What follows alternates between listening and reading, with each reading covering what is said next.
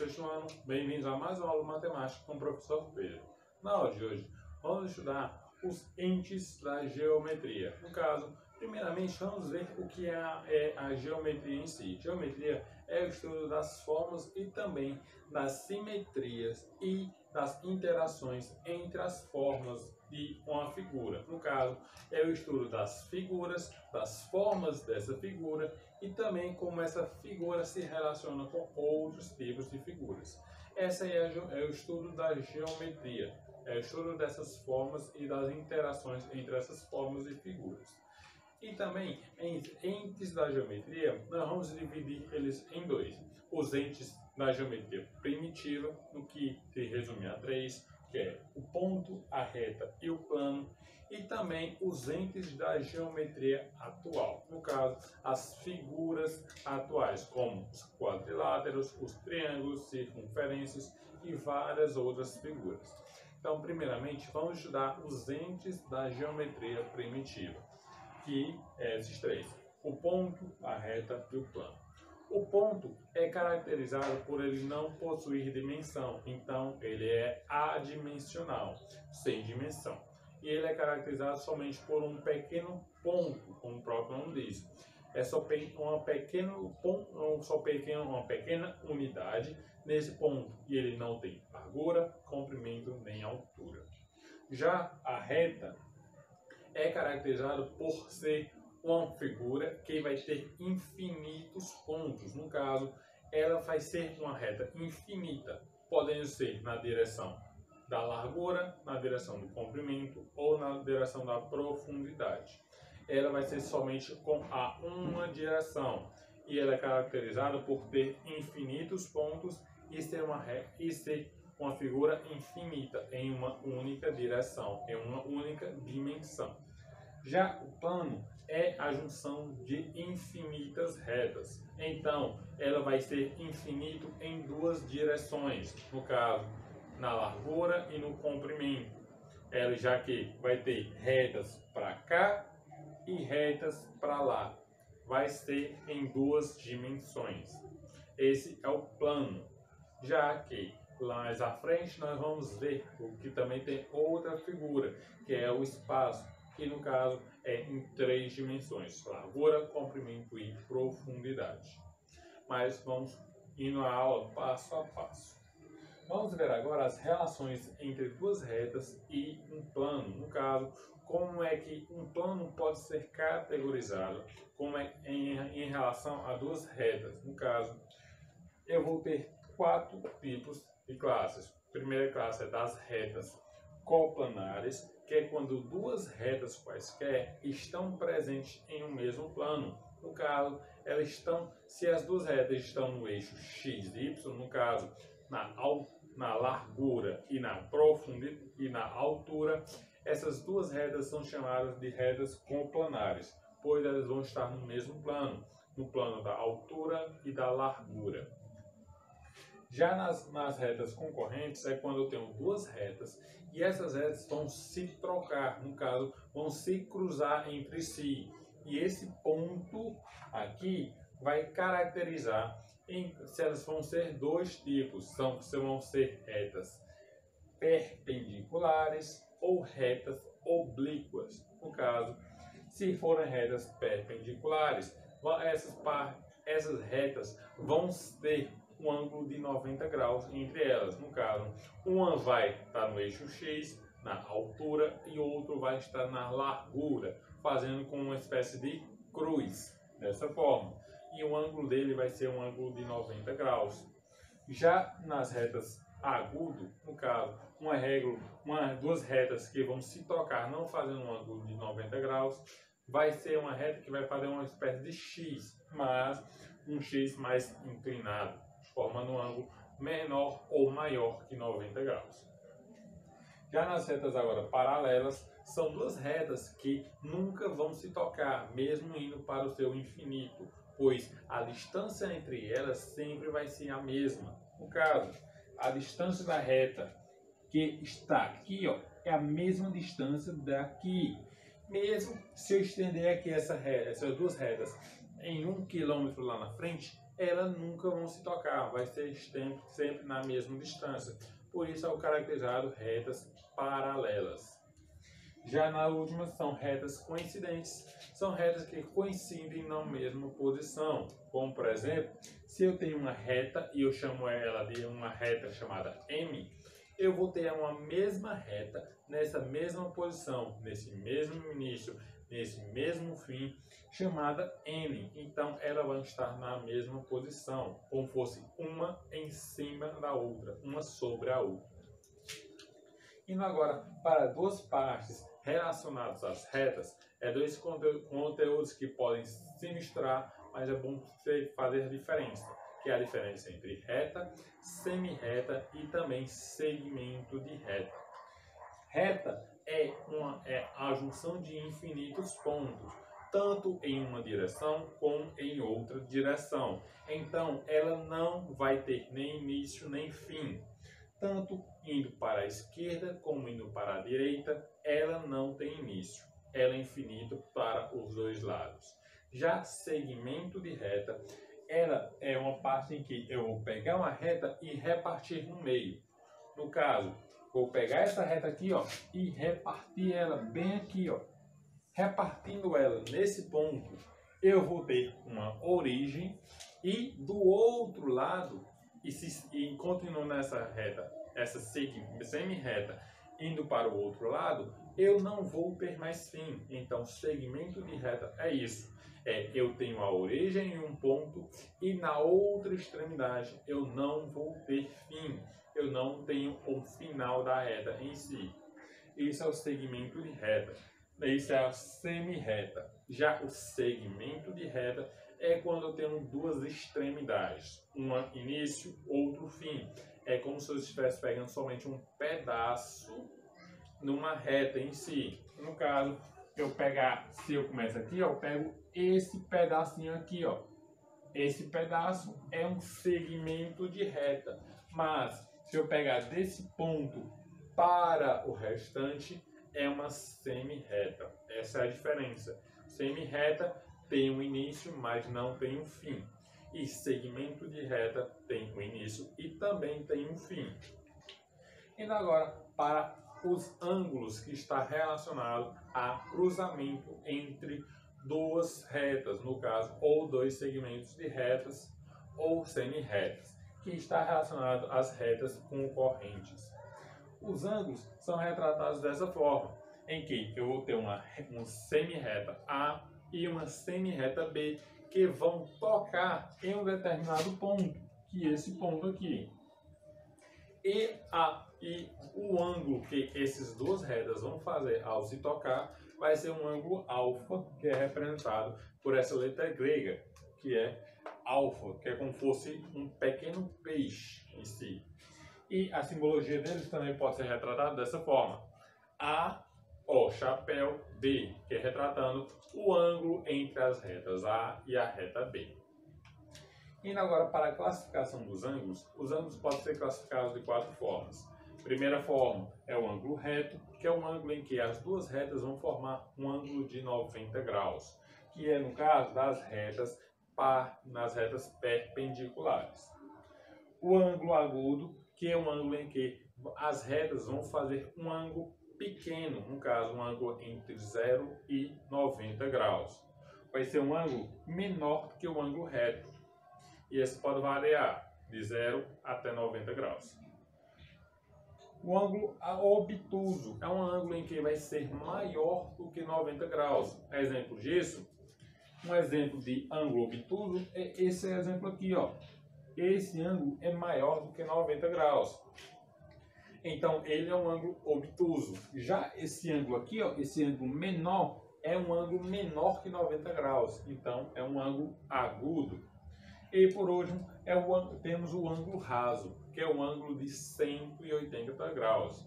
Esse ângulo é referente a uma reta. Quando eu tenho uma reta e pego um ponto qualquer nela e quero calcular o ângulo nessa reta, o ângulo da reta sempre vai dar 180 graus, pois ela é uma linha reta, como o próprio nome diz já, e então ela não vai possuir curvas. Então, o ângulo dela sempre vai ser 180 graus. Pessoal, eu vou apagar aqui para dar continuidade ao conteúdo. Eu volto já. Olá, turma. Voltei. Vamos agora estudar os polígonos.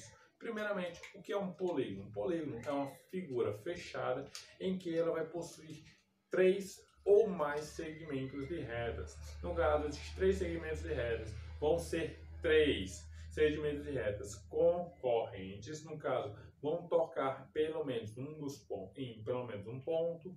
E esses segmentos de retas vão estar fechados. No caso, vão estar um grudado no outro, um fechando na ponta do outro. Um exemplo aqui, ó, está aqui, que é um pentágono, que vai possuir 5 segmentos de reta, o segmento AB, BC, CD, DE e também o segmento EA ou AE. E esses segmentos de reta esse polígono em si, vão ter algumas propriedades, alguns elementos importantes. O primeiro elemento é os vértices, no caso, os pontos que tocam em cada segmento de reta, no caso, os pontos de interseção, ponto A, B, C, D e E. Esses são os vértices, são os pontos de interseção entre os segmentos de reta. Já os lados são os segmentos de retas em si, no caso, cada lado da figura, como por exemplo, o lado AB, o lado BC, CD, DE e também o AE. Também são os 5 lados da figura, do pentágono no caso. E outra característica são os ângulos internos e os ângulos externos. Os ângulos internos é referente a cada ângulo que cada segmento de reta vai fazer um com o outro. No caso, o ângulo interno do segmento de reta AB com o AE é o ângulo interno A chapéu, no caso, o A minúsculo chapéu. E o ângulo externo é o ângulo que vai fazer se essa reta AB fosse continuada. No caso, se ela continuasse e o ângulo referente ao ângulo, a reta AE. No caso, esse é o ângulo externo.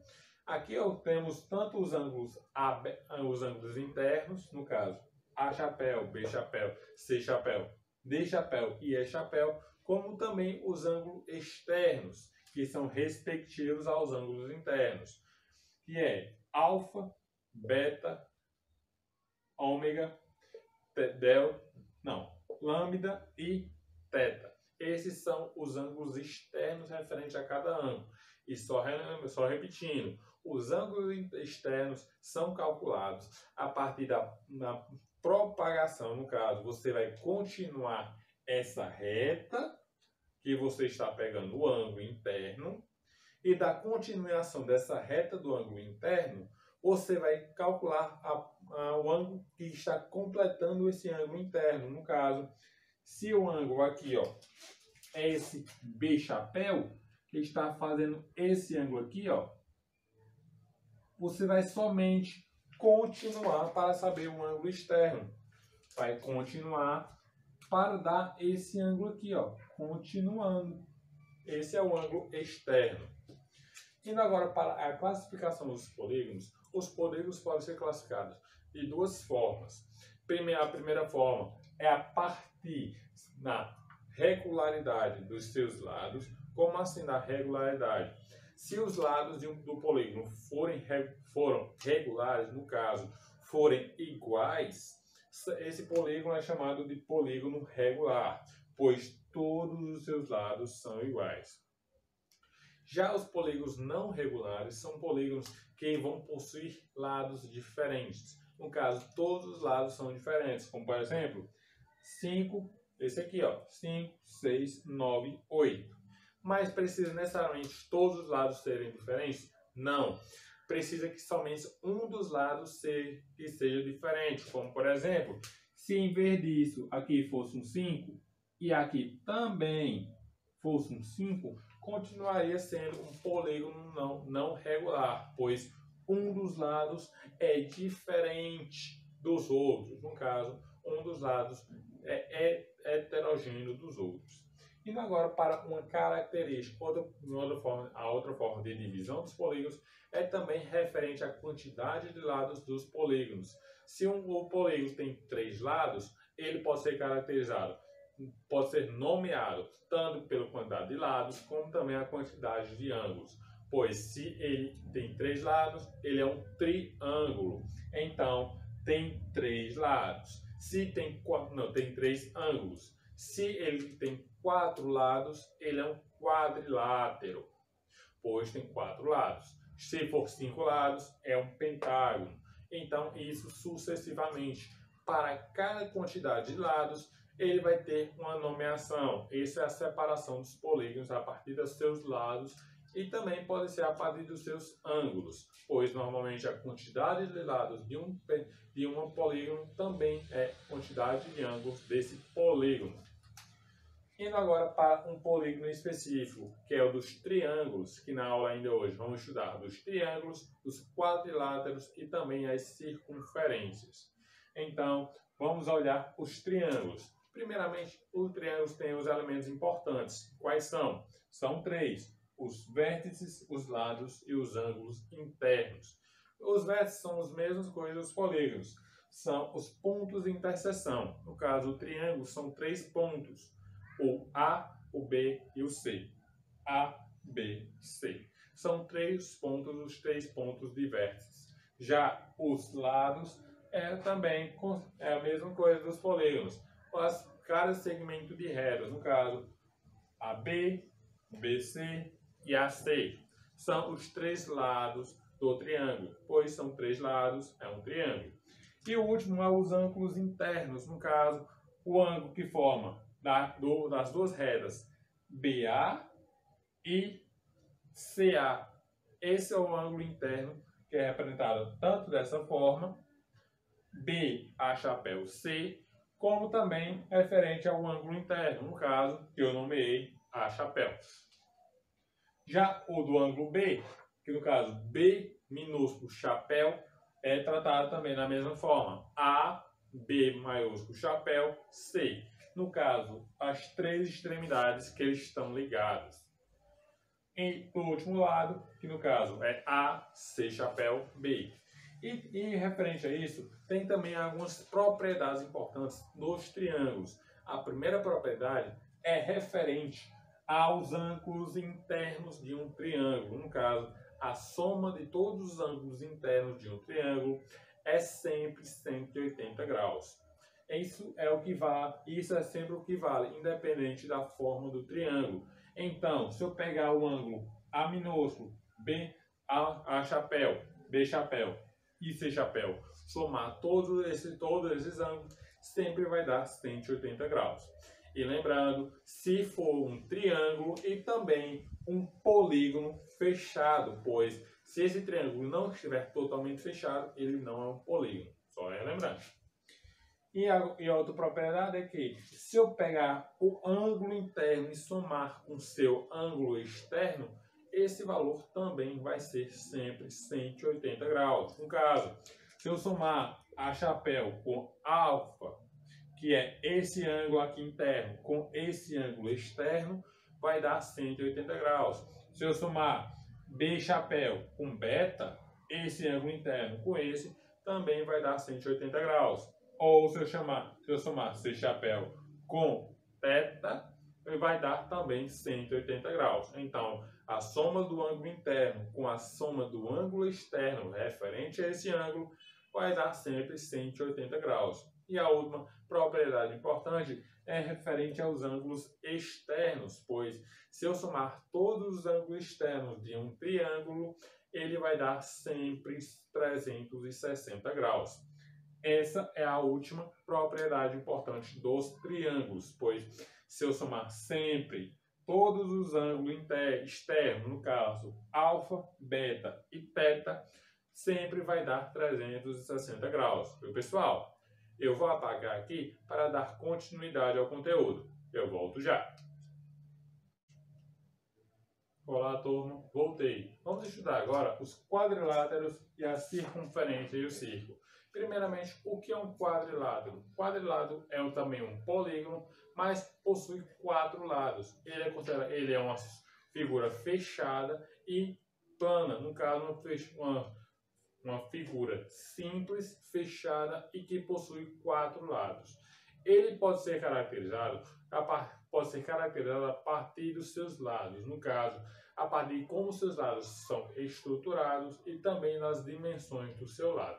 Como, por exemplo, se um quadrilátero possui todos os lados diferentes, no caso, todos os lados possuem um tamanho diferente, é caracterizado ele dessa seguinte forma.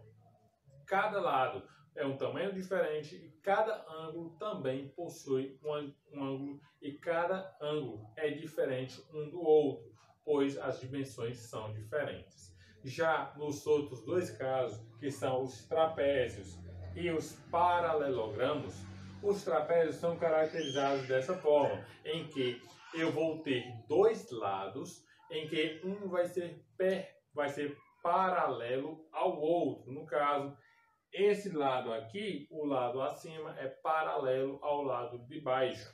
Então, esses lados aqui, ó, A, D, é paralelo ao lado BC. Esses dois são paralelos. Isso é o que caracteriza os trapézios. E por último, os paralelogramas são caracterizados por possuir dois lados iguais. No caso, um lado é igual ao outro e o lado de baixo é igual ao de cima. No caso, não dois lados, dois pares de lados iguais. No caso, um lado é igual ao outro e esses outros dois lados também são iguais. Esse é o que caracteriza os paralelogramas, onde se encaixam os retângulos e também os quadrados, também se encaixam nesse classe, os paralelogramas. Em que, ó, esse lado aqui é igual a esse é igual a esse. Esse é o paralelogramo. Indo agora para a circunferência e círculos, nós temos que diferenciar o que é uma circunferência de o que é um círculo. Circunferência é somente uma linha curva que vai formar uma figura fechada. E essa linha é somente como fosse um contorno em que vai formar essa figura. E essa figura é caracterizada por alguns elementos. O primeiro elemento é o centro, que é o ponto O. O segundo elemento é o raio e o terceiro elemento, o diâmetro. O que é que caracteriza em si a circunferência? É que todos os pontos ao redor dessa circunferência, ao redor dessa linha, vai estar sempre à mesma distância do centro, na mesma distância de um ponto, no caso, o ponto O. Então, qualquer ponto nessa linha aqui, ó, a distância é o raio. No caso, a distância é padrão. A distância de qualquer ponto dessa linha para o ponto O é sempre a mesma. E o diâmetro quer dizer o dobro do raio. A distância entre dois pontos passando pelo centro O. No caso, passando pelo ponto de central, ponto O, a distância entre dois pontos dessa linha, no caso da circunferência. Isso é o diâmetro. Ou, no caso, o dobro do raio é o diâmetro. Isso é a circunferência, somente uma linha que vai contornar um ponto. E essa linha vai estar sempre na mesma distância em referência a esse ponto. O círculo é uma estrutura plana que também vai ser contornada por uma circunferência. Mas diferente de uma circunferência, ela é totalmente plana. Ela não é somente uma linha. Ela é como se fosse um plano em si e foi cortado e contornado por uma circunferência. Isso é o que diferencia. Circunferência é somente uma linha que está contornando um ponto. E o círculo é um plano em si que está sendo contornado por uma circunferência. E ela também vai possuir as mesmas características da circunferência. Um ponto central, e desse ponto central a distância até as extremidades vai ser a mesma distância, independente de qual direção você está indo. Então a distância é o raio que é sempre o mesmo. E o diâmetro é sempre o dobro do raio. No caso, a distância entre dois pontos da circunferência, passando também pelo ponto central, pois isso é importante, porque se eu pegar esse, como por exemplo, essa distância aqui, ó, essa distância aqui não vai ser o diâmetro, pois ela não está passando pelo ponto central. Tem que ser, ó, passando pelo ponto central, assim vai ser o diâmetro, viu, pessoal? Espero que tenham entendido. Até a próxima.